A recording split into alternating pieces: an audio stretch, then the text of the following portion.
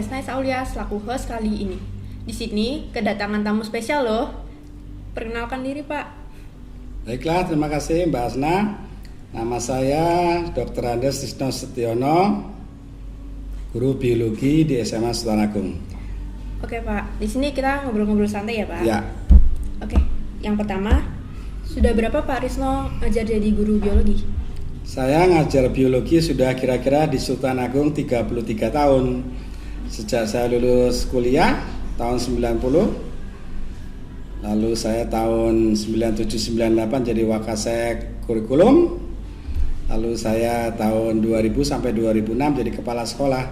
Sekarang jadi guru biasa lagi. Wah, sudah lama ya, Pak? Iya. Oke, next question. Apa yang membuat Pak Risno itu terinspirasi menjadi guru biologi, Pak? Sedangkan Pak Risno kan pernah jadi kepala sekolah ya. Terus kenapa bisa jadi guru biologi?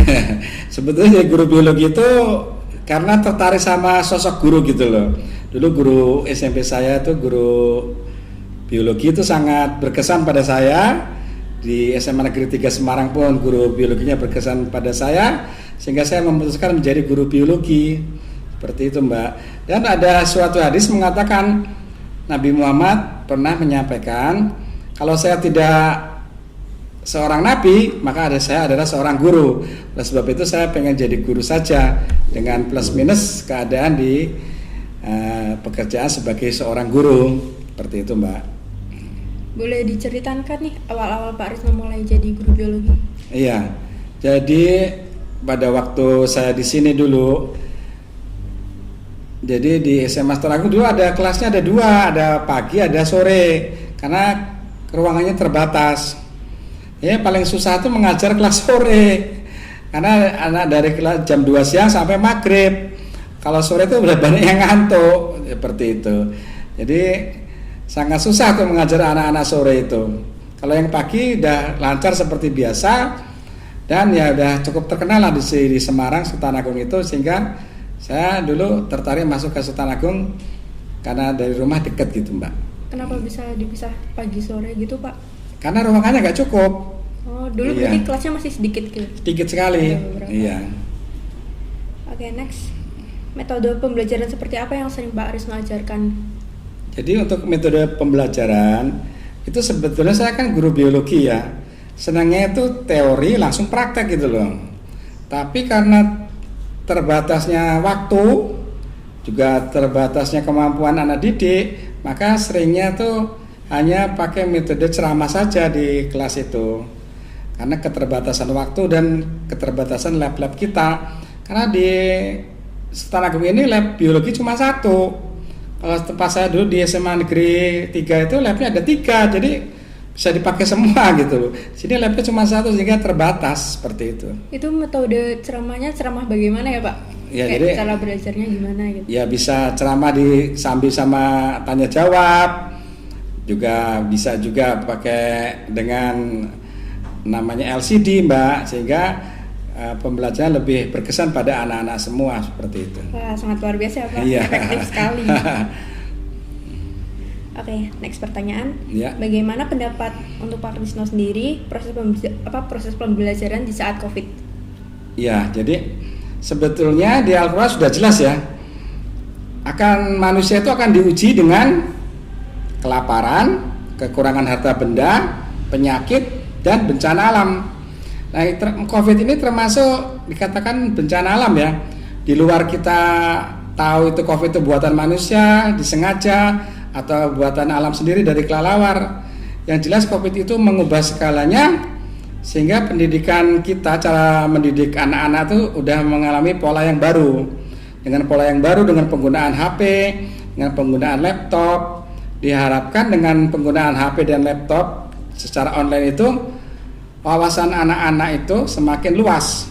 Karena sekarang dunia ini sudah bersifat universal, mendunia, tidak satu lokasi, tapi kita bisa melihat kejadian di Amerika, di Afrika, di Eropa dengan waktu yang sama. Jadi perlu adanya namanya online itu sehingga bisa mendalami suatu pelajaran yang lebih luas, lebih mendalam.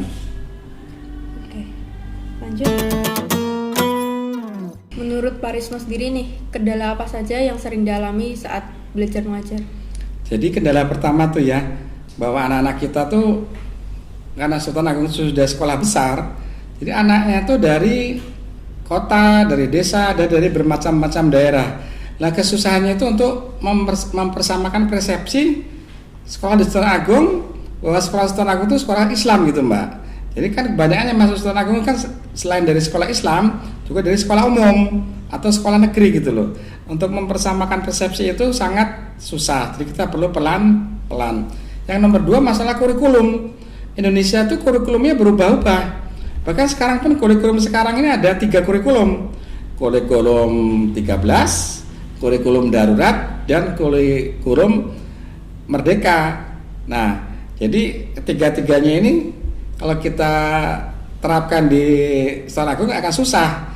Jadi kita masih menggunakan kurikulum 13 sesuai dengan keadaan murid-murid kita di Sultan Agung yang dari bermacam-macam daerah itu. Maksudnya kurikulum merdeka itu seperti apa ya Pak? Kurikulum merdeka itu kurikulum menitik beratkan pada praktek. Jadi anak-anak tuh dituntut untuk menggunakan praktek dengan semaksimal mungkin. Jadi nggak hanya teori saja, jadi harus praktek langsung. Kurikulum merdeka. Oh, sangat luar biasa. Iya. Jadi kurikulum merdeka itu Pak Menteri Makarim tuh pikirannya sangat luas sekali. Harapannya Indonesia bisa mengejar ketinggalan dari Jepang, dari Korea Selatan, sehingga dari Eropa, sehingga kita bisa sama-sama maju bareng-bareng di dunia ini. Seperti itu. Oke. Pengalaman yang paling berkesan sendiri di SMA Islam Sultan Agung Semarang apa Pak? Iya. Jadi saya tuh senang sama Sultan Agung karena di sini pendidikannya Islam ya. Antara sesama Islam itu kan kita bersahabat, sesama Islam itu kita berkeluarga gitu loh. Jadi saya tuh anak-anak lulusan tahun 90, 91, 92 itu masih dekat sama gurunya gitu loh Mbak. Jadi sangat dekat, itu sangat berkesan sekali gitu. Jadi walaupun udah lama, ada 30 tahun, anak-anak tuh masih dekat gitu loh. Karena seperti itu ya dulu, pendekatannya sangat baik sekali. Dan saya pun sangat berkesan dulu ketika saya jadi kepala sekolah. Kebetulan dulu tuh diamanai untuk membangun gedung ini, gedung yang sekarang kita tempati ini.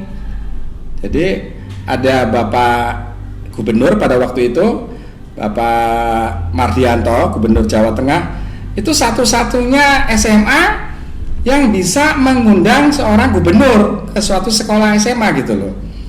Kan ada sekolah TK, SD, SMP itu dikuasai oleh wali kota atau kabupaten. Tapi kalau seperti STM, SMA itu dikuasai oleh gubernur. Nah, pada waktu itu saya pertama kali di Jawa Tengah atau di Jawa ini SMA yang bisa mengundang gubernur ke sekolah kita ini. Jadi setelah Pak Gubernur meresmikan gedung di Sultan Agung, Pak Mardianto itu setelah itu Pak Gubernur Mardianto diundang menjadi Menteri Dalam Negeri. Itu saya sangat berkesan sekali. Setelah itu, setelah meresmikan gedung ini, saya diajak jalan-jalan sama Pak Gubernur itu ke Danau Samosir di Sumatera Utara. Di sana ada namanya Politeknik Del. Del itu artinya selangkah lebih maju. Yang punya sekarang itu Menteri Invest yang ada di Jakarta itu, Luhut Binsar Panjaitan, itu yang paling kaya di Sumatera Utara itu dia membuat Politeknik Del. Politeknik Del itu di Sumatera Utara politeknik yang paling maju sekali. Jadi kita ke sana untuk studi banding bagaimana SMA kita tuh bisa meniru daripada Politeknik Del. Di Politeknik Del itu mengutamakan ya seperti Al-Quran gitu Mbak, Iqra. Jadi kita tuh harus sering membaca gitu loh. Terutama diarahkan mereka tuh harus menguasai bahasa Inggris, karena banyak ilmu pengetahuan berasal dari bahasa Inggris. Nah di situ kita dipacu untuk belajar bahasa Inggris dengan semaksimal mungkin. Pas saya ke sana tuh di Politeknik Del itu perlengkapan auditnya tuh, auditoriumnya tuh sangat bagus sekali, dan komputernya pada waktu itu udah bagus sekali. Jadi mempelajari bahasa Inggris anak-anak itu cepat bisa gitu belajar mengenai bahasa Inggris. Jadi kita harus menguasai ilmu pengetahuan, harus menguasai bahasa Inggris gitu. Itu sangat berkesan sekali tuh bisa mengundang gubernur pada waktu itu. Nah, berarti Pak Risno ini salah satu pelopor dari pembangunan gedung ini juga ya? Iya, jadi gedung kita ini dulu itu masih pabrik kerupuk. Iya, masih hutan belantara ya. Terus kita bangun gedung ini, kita bangun masjid juga. sama kelas lainnya, termasuk pembangunan lab itu lantai 3 itu dulu ya pelan-pelan. Dulu sebelumnya masih pabrik kerupuk, gedung kita cuma seberang saja, sangat sempit. Ya, jadi kelas IPA 3, biologi sama fisika dulu jurusan biologi 2 kelas, fisika 1 kelas, IPS 1 kelas seperti itu. Nah, sisanya sekolahnya sore. Nah, setelah sekolah kita ada gedung ini, yang sore saya buang ke Kaligawe, SMA Sultan Agung 3. Nah, ini khusus sekolah pagi seperti itu. Oke. Pesan untuk Pak Risno sendiri ke depannya SMA Islam Sultan Agung apa ya Pak? Seperti apa? Iya, jadi maksud saya itu kalau di sini benar-benar SMA Sultan Agung bisa menjadikan contoh sekolah-sekolah yang ada di Semarang gitu, Mbak. Seperti yang di Jogja kan? Pak, ya. Cut dulu. Tadi suaranya kurang keras ya. Yang pesan. Ulang dari pesan ya Pak? Ya. Itu 2, 3 action. Oke Pak, pesan apa yang ingin disampaikan untuk kedepannya di SMA Islam Sultan Agung ini? Ya, jadi sekali lagi ya, untuk pesan-pesan baik untuk anak atau untuk guru atau untuk yayasan, bahwa kita itu kan sudah memakai label Islam.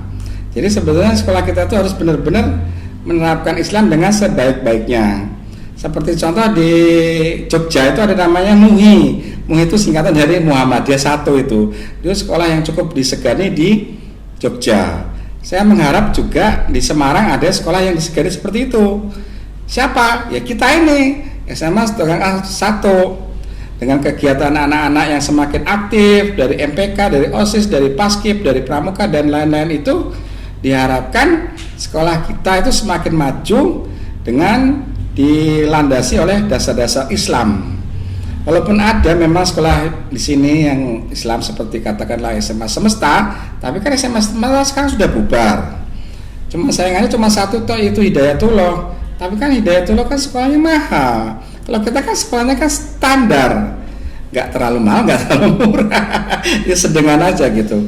Jadi sangat sesuai dengan ekonomi kota Semarang seperti itu. Ya. Oke, cukup sekian dari episode podcast kali ini. See you di next episode. Dadah. Dadah.